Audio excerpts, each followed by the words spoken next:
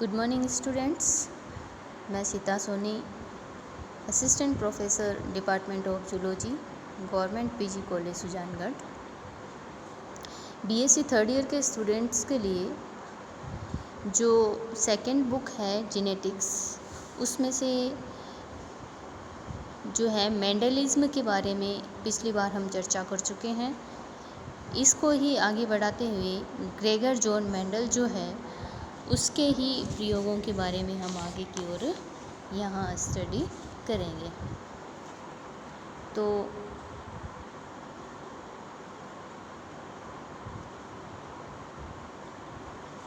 सबसे पहले हम यहाँ पर टेस्ट क्रॉस या बैक क्रॉस के बारे में बात करते हैं। तो यह आप जानते हो कि मेंडल जो है वो गणितज्ञ था और उसने चेकर बोर्ड पद्धति अपनाकर विभिन्न प्रकार के प्रयोगों से अपने निष्कर्ष निकाले। यहाँ पर टेस्ट क्रॉस या बैक क्रॉस, टेस्ट क्रॉस किसे कहते हैं कि जब F1 के जो संकर पादप है, हाइब्रिड प्लांट है, उनको अप्रभावी पैतृक से यदि क्रॉस करवाया जाता है तो बनने वाली जो संततियां हैं उनमें 50% विषम युग्मजीय प्रभावी लक्षण तथा 50% सम युग्मजीय अप्रभावी लक्षण के पौधे प्राप्त होते हैं। दोबारा बताती हूँ मैं आपको कि टेस्ट क्रॉस या बैक क्रॉस का अर्थ ये है कि जो F1 के जो संकर हाइब्रिड प्लांट है, जैसे कैपिटल टी, स्मॉल टी, जैसे आप इसके अंदर ये देख रहे हो, हाइब्रिड जो प्लांट है इसका क्रॉस जो है वो समयुग्मजीय अप्रभावी प्लांट से करवाया जाता है और इसके फलस्वरूप 1:1 हमें प्राप्त होता है। इस प्रकार का जो क्रॉस होता है वो टेस्ट क्रॉस या बैक क्रॉस कहलाता है। तो यह आपको हमेशा याद रखना है कि टेस्ट क्रॉस और बैक क्रॉस जो है उसमें जो अनुपात है हमें वो 1:1 प्राप्त होता है। नेक्स्ट चैप्टर जो हमारा है इसके अंदर टॉपिक जो है वो है अपूर्ण प्रभाविता। तो अपूर्ण प्रभाविता जो है मेंडल के नियमों का अपवाद है। आप जानते हो अपूर्ण प्रभाविता के बारे में सबसे पहले कोरेंस नामक वैज्ञानिक ने बताया था और इन्होंने ये कहा था कि कुछ पादप जो है वो अपूर्ण प्रभाविता प्रदर्शित करते हैं जिनका अनुपात 3:1 या 1:1 नहीं आता। अपूर्ण प्रभाविता का सबसे अच्छा उदाहरण है गुलअबांस या मिराबिलस जलापा या 4 o'clock प्लांट। अपूर्ण प्रभाविता का उदाहरण क्या है? मिराबिलस जलापा, 4 o'clock प्लांट या गुलअबांस। इसमें जब मिराबिलस जलापा के 2 वेराइटीज़ के मध्य में क्रॉस करवाया जाता है, जैसे ये इसको आप अच्छे से देख लीजिए कि लाल पुष्प और सफ़ेद पुष्प के मध्य में जब क्रॉस करवाया जाता है तो F1 पीढ़ी में जो है हमें इन दोनों का मिक्स गुलाबी रंग वाले, गुलाबी फूलों वाले जो पौधे हैं वो हमें प्राप्त होते हैं। कि जब F1 के गुलाबी पौधों को स्वपरागण करवाया जाता है तो F2 पीढ़ी के अंदर 1 लाल, 2 गुलाबी और 1 सफ़ेद प्लांट प्राप्त होते हैं, अर्थात इनका अनुपात 1:1 प्राप्त होता है।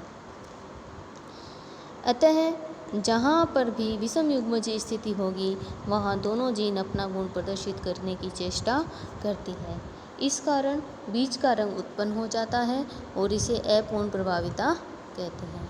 मिराबिलस जलापा के जो प्लांट है उसके रेड पुष्प और वाइट पुष्प वाले पौधों के अंदर जब स्वपरागण करवाया जाता है तो गुलाबी रंग के प्लांट्स प्राप्त होते हैं और इन गुलाबी फूलों वाले पौधों के मध्य में वापस स्वपरागण कराते हैं तो 1:1 जो अनुपात हमें प्राप्त होता है, जिसमें एक पुष्प जो पौधा है वो लाल पुष्प वाला, 2 पौधे हैं वो गुलाबी पुष्प वाले और 1 पौधा है वो सफ़ेद पुष्प वाला। तो गुलाबी रंग क्यों उत्पन्न हुआ है? अपूर्ण प्रभाविता के कारण से उत्पन्न हुआ है कि यहाँ पर विषम युग्मजीय स्थिति थी और दोनों जीन अपना गुण प्रदर्शित, यानी दोनों जीन का मतलब ये है कि वाइट एंड रेड दोनों फ्लावर वाले जो प्लांट हैं इन्होंने दोनों ने अपना गुण प्रदर्शित करने की जो है वो चेष्टा की थी, लेकिन इसके बीज का रंग जो है वो उत्पन्न हो गया, गुलाबी रंग उत्पन्न हो गया। इसी को अपूर्ण प्रभाविता कहते हैं। ऐसी आनुवंशिकी जो होती है उसे ब्लेंडिंग या मोज़ेक इनहेरिटेंस कहते हैं। यही स्थिति जो है वो एंडालूसियन मुर्गी के अंदर भी देखी जाती है।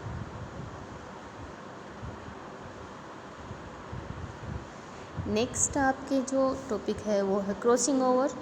तो अर्धसूत्री विभाजन की प्रोफेज के समय केंद्रक में समजात गुणसूत्र युग्म में युग्मित हो जाते हैं। दो प्रकार के विभाजन होते हैं, समसूत्री और अर्धसूत्री। उसमें अर्धसूत्री विभाजन की जो प्रोफेज अवस्था है उसमें केंद्रक में समजात गुणसूत्र होमोलोगस क्रोमोसोम पेयर में युग्मित हो जाते हैं। इस प्रक्रिया में एक गुणसूत्र पिता से और एक गुणसूत्र जो है वो माता से आता है। अर्धसूत्री विभाजन प्रथम की प्रोफेज में समजात गुणसूत्र लंबाई में युग्मित हो जाते हैं, परंतु युग्मित होने से पूर्व समजात के दोनों गुणसूत्र अनुदैर्ध्य अक्ष या लॉन्गिट्यूडिनल एक्सिस में प्रतिकृत होकर दो गुणसूत्र या क्रोमेटिड बनाते हैं। अतः इस प्रकार प्रत्येक युग्मित गुणसूत्र में 4 क्रोमेटिड हो जाते हैं। युग्मित होने को सिनोप्सिस कहते हैं। सिनोप्सिस की जो क्रिया है वो पेकिटीन अवस्था में होती है।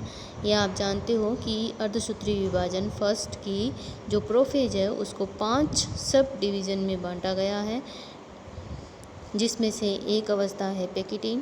पेकिटीन अवस्था में दोनों गुणसूत्रों में कोई भी दो क्रोमेटिड एक ही स्थान से टूटते हैं तथा टूटे हुए भागों का पारस्परिक विनिमय हो जाता है। टूटे हुए भागों पर रेखा में व्यवस्थित जीनों का भी इस प्रकार से विनिमय हो जाता है। समजात गुणसूत्रों के सेंट्रोमियर पृथक होकर दूर होने लगते हैं तथा जीन विनिमय होता है। इस प्रकार से इन गुणसूत्रों के खंडों का आदान प्रदान होना जीन विनिमय या क्रॉसिंग ओवर कहलाता है। जीन विनिमय के कारण कियाज्मेटा वह स्थान होते हैं जहां गुणसूत्र एक दूसरे से जुड़ते हैं या संबंध स्थापित करते हैं। तो जीन विनिमय के कारण कियाज्मेटा का निर्माण होता है। अर्धसूत्री विभाजन के पश्चात 4 युग्मक बनते हैं। इनमें से 2 युग्मकों में जीन विनिमयित गुणसूत्र तथा 2 युग्मकों में अविनिमयित गुणसूत्र होते हैं। प्रयोगों द्वारा यह अनुभव किया गया है कि मियोसिस द्वारा